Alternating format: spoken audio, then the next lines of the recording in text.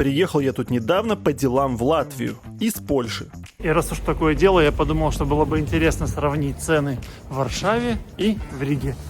Польше, соответственно, и Латвии.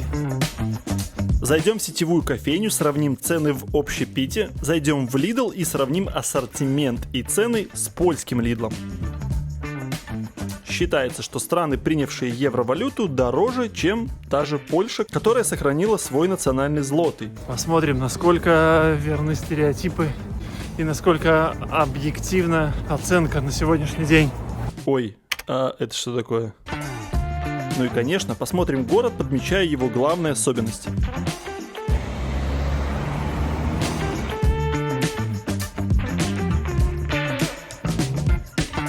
Господи, какой тут ветер! Как холодно! Красиво! Ну, сука, холодно просто! Если такой ветер в Гданьске, мы собрались переезжать в Гданьск, Польша, то я не очень хочу!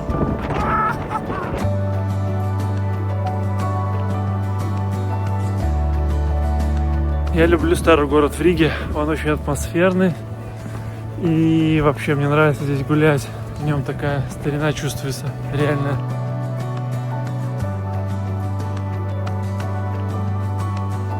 На самом деле очень похож на варшавскую старушку, но со своим шармом.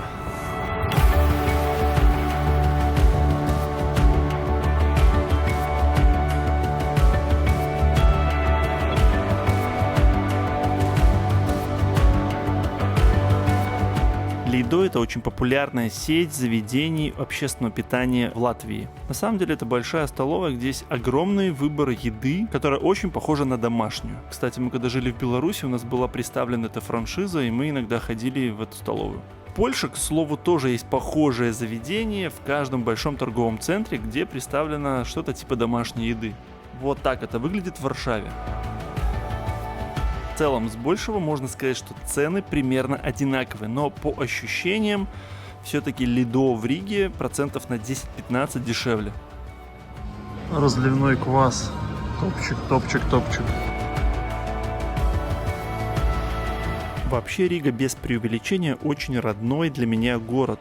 Тут мы с моей любимой супругой часто проводили каникулы в первые годы нашей совместной жизни. И тут живут наши очень близкие друзья, которые были на нашей свадьбе. Очень много теплых воспоминаний связано у нас с этим городом. И надеюсь, уже этим летом мы доедем сюда всей нашей большой семьей, повидаться с друзьями и круто провести время.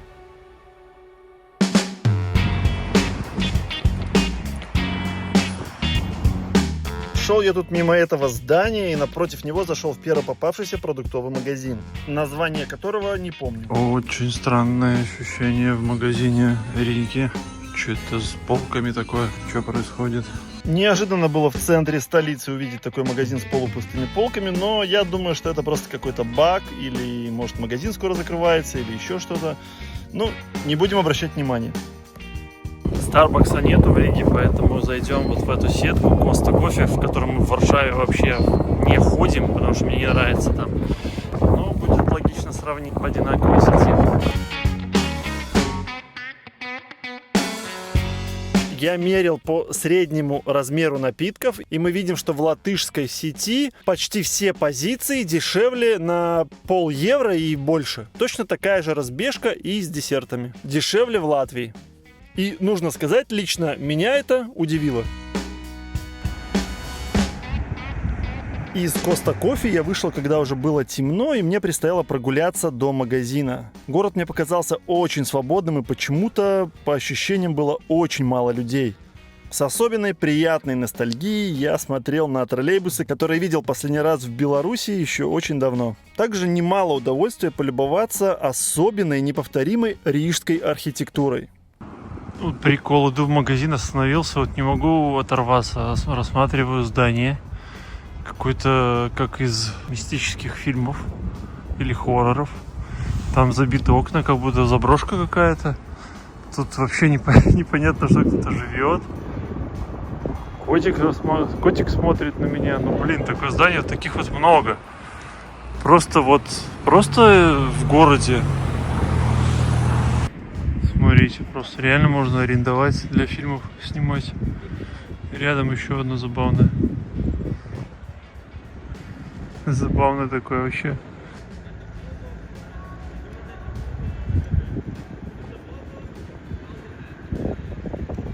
Я посмотрел на карте ближайший Lidl, думаю, пойду, дойду до Lidl и сниму. Какие цены? В голове держу такой обычный Lidl, как в Польше. А тут смотрю, подхожу к нему, вот это все. Это все Lidl.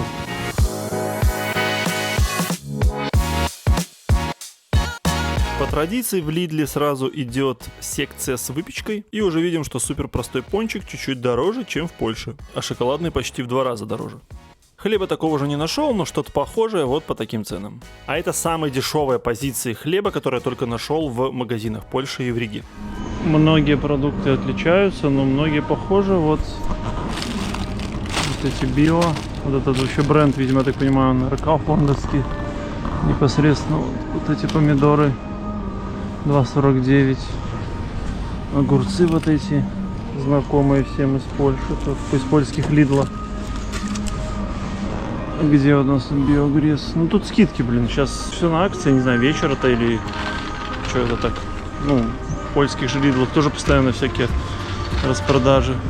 Картошечка 1,5 килограмма в Латвии, чуть-чуть дешевле, чем целых 2 килограмма в Польше. А с бататами вообще что-то непонятное вышло. Может, я что-то перепутал. В Польше чуть ли не в 3 раза дороже. Биопаприка дешевле в Латвии. И что меня удивило, малиновые помидоры дешевле в Латвии. И вот эти испанские черри тоже дешевле в Латвии. И огурчики тут подешевле. Что так, выглядит так, что пора собирать чемоданы и переезжать в Ригу. Ну, бананы чуть дороже. Лимоны чуть дороже.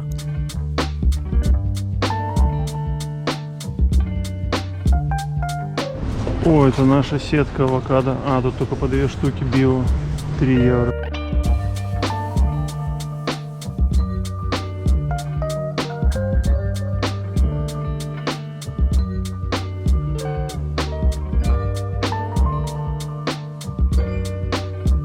Короче, меня расстроил вот этот отдел, который обычно в Польше забит всякими полезными растительными штуками. И ветчины, и сыры, и колбасы, и кабаносы. Здесь только тофу, и все. Плюс отдел с зеленью в Польше несравнимо больше. Там выбор шпината, биошпината и все. Руккол тоже био не вижу. Ну такой бедненький здесь отдел. Наш любимый тофу дороже аж на 2 злотых. Руккола дороже. Шпинат порядочно так дороже. Обалдеть, а хумус так вообще просто чуть ли не в 2 раза. Ну и в целом вся зелень дороже. Людей в магазине вроде немного, но очень много пустых этих самых, но много пустых уже холодильников и прилавков, как будто уже нашествие прошло. По мясу я не специалист, поэтому что-то похожее старался найти, поснимал. Разница вот такая, местами существенная. И самое забавное было найти идентичные позиции, и мы видим вот такие разные цены.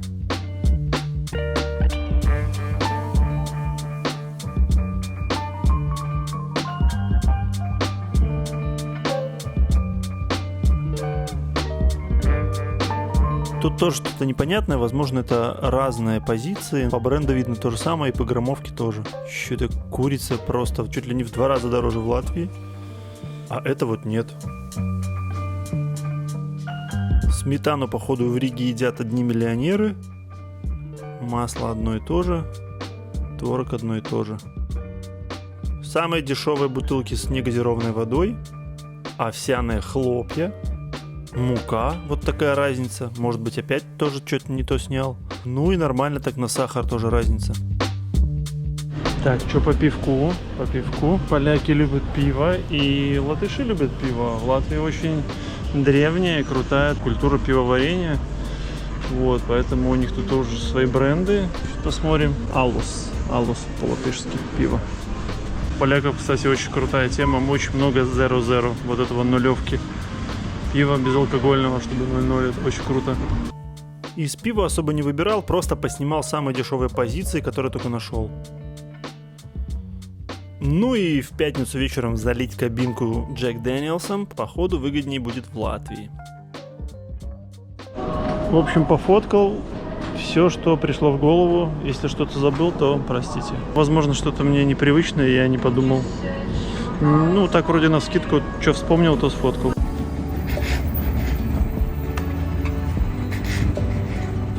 Тут смешивается много всяких стилей. И самое главное, что много где Рига сохранилась в довоенном состоянии. Многие здания не были разрушены, и поэтому они максимально аутентично смотрятся. Особенно изюминкой города Риги являются деревянные дома. Их осталось всего около 3500 в Риге, и они выполнены в разных стилях. От барокко до модерна. Особенность им придают то, что это не просто какие-то ветхие заброшенные домики. Это памятники архитектуры, за которыми особенно смотрят, ухаживают и оберегают.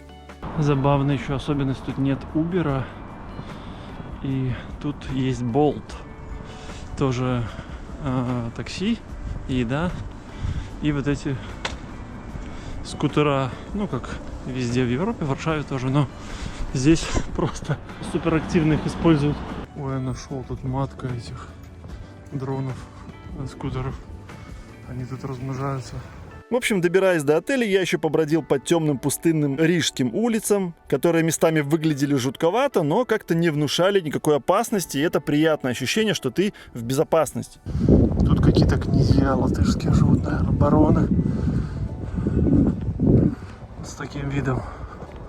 Так и закончилось мое маленькое путешествие в Ригу. Это канал о жизни в Польше и путешествиях. Подписывайтесь на канал, поддержите лайком, если вам понравилось. Увидимся в новых видео. Пока-пока.